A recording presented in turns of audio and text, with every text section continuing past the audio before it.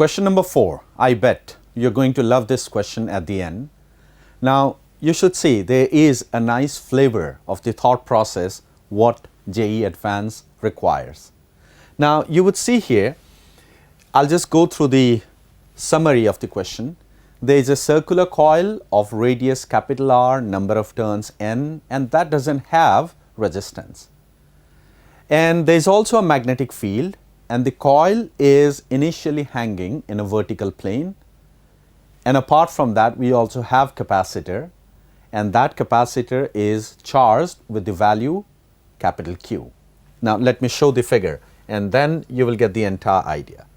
Okay, so this is for you. You may go through the question once, and here is the situation. The capacitor, and there is the circular coil, the magnetic field B naught, and this particular capacitor is charged with a value Q. So, let me assume plus minus, any polarity, that doesn't matter. And now what does the question say? That we have closed the switch, and once the discharge happens, which has been taken to be of very short interval, you got to see what would be the angular momentum gained by this particular coil after the discharge happens. And let me repeat again, the discharge is taking place in a very short interval of time. So, you know, lots of idea of magnetism plus impulse momentum and whatnot. It's a very nice fusion. Now, first of all, let's generate the thought process of this. When the charge flows suddenly, now you could see an impulsive process would be generated. And why? Because when the charge flows suddenly, now in this given case, this will be the direction of current.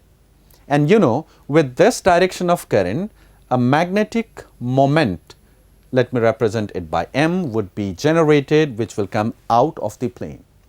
So now just think, this magnetic moment is a very momentary process, but you know, a magnetic dipole in a magnetic field will experience torque, and that torque eventually will give angular momentum. But this is not a steady process, it's an impulsive process because this magnetic moment exists for a very short interval of time. So now let's look at the idea. If I say the value of torque, whichever is generated, let's say tau average, multiplied by delta t is the time duration during which the discharge happens, and that's also the time duration during which the flow will occur.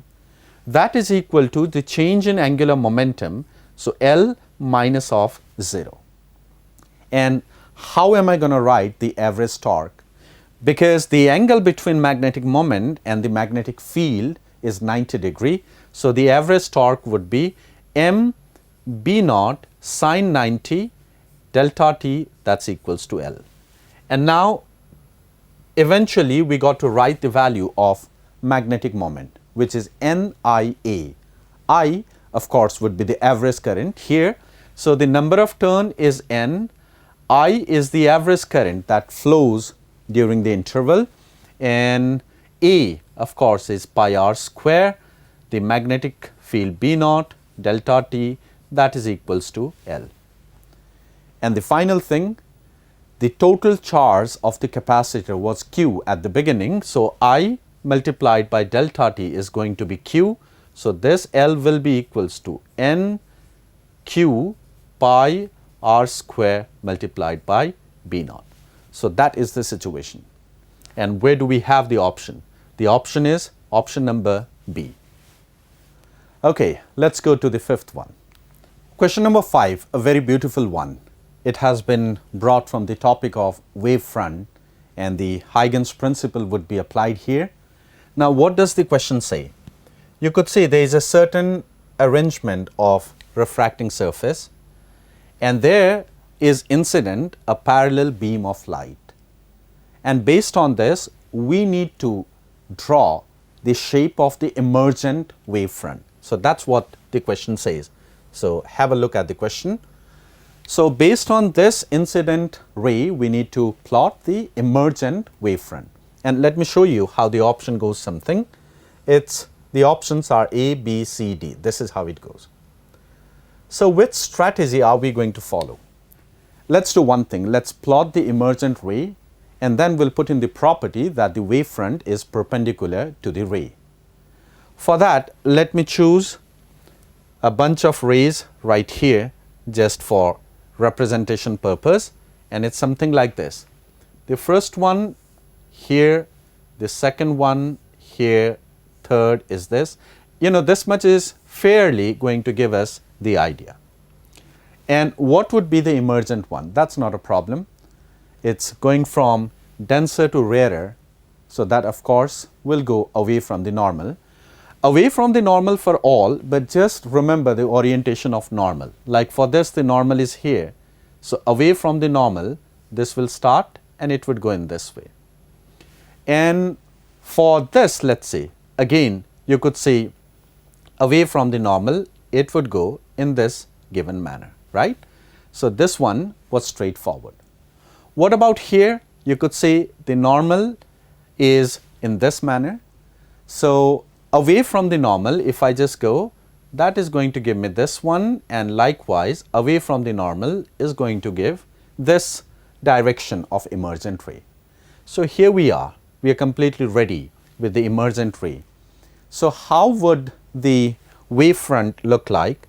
So the idea of the emergent wavefront would be something like this, okay? So ultimately satisfying the condition, the wavefront has to be perpendicular to the incident ray. And you could see the correct depiction of the emergent wavefront is option number A. Okay, let's go to the next one. Question number 6 is from properties of bulk matter and specifically hydrostatics communicating vessel, what normally you also call as U-tube. Now let's see here what is the question, and to understand that question I'll just show the figure, but before that let's see what are the parameters. Initially it contains water with the density 1000 kg per meter cube, and initial level is 0.29 meter from the bottom. That is the initial level. And after that, kerosene oil, which is immiscible and that is lighter than water, 800 kg per meter cube, is poured in one side. And what happens is that as a result of which the total kerosene column that we'll be having is 0.1 meter. So this is the situation. And we need to now calculate the value of H1 by H2. H1 is the final height of the left one and H2 of the right one. Okay, the question is although a very patterned one, but this time a little bit of change from the regular trend that the height has been asked. Normally the water level rises by what? That is the sort of question we generally get. Okay, now just think, I'll just work it in the same figure.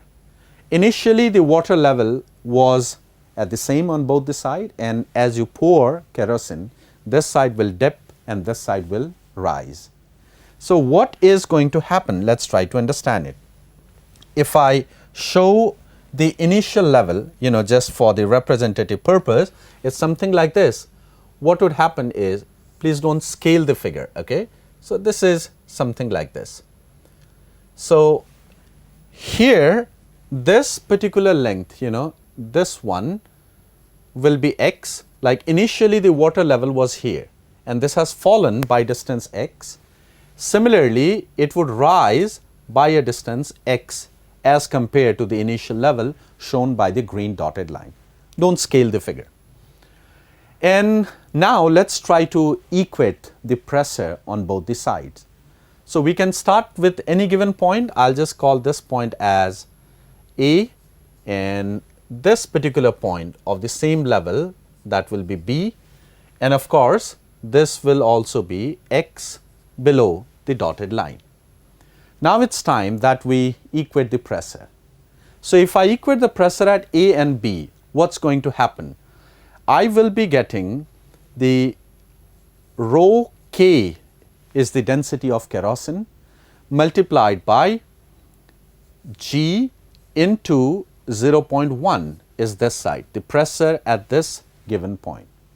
And this side, if you see, that is rho W, the density of water, multiplied by G multiplied by 2x.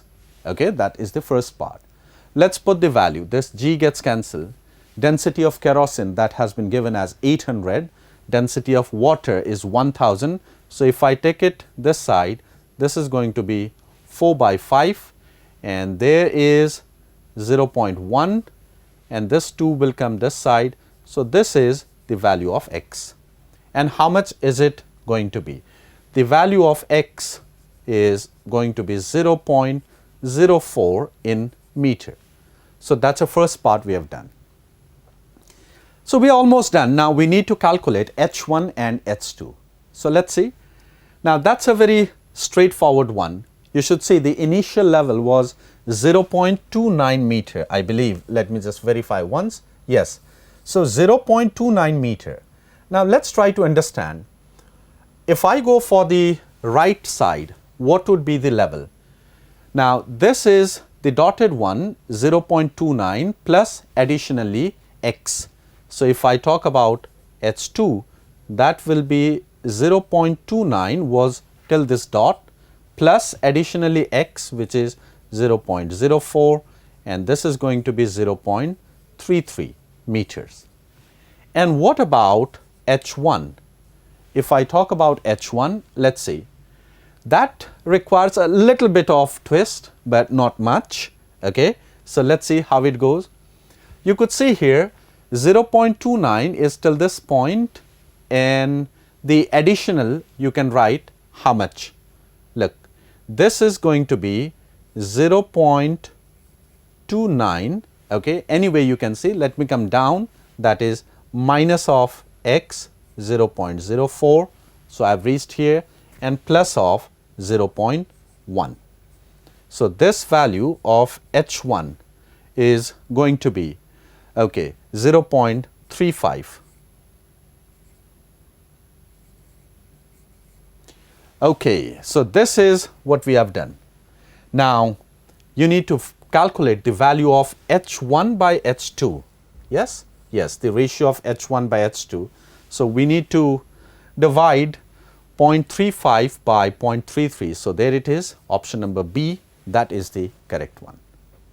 So with this sixth question, we have now completed the section 1.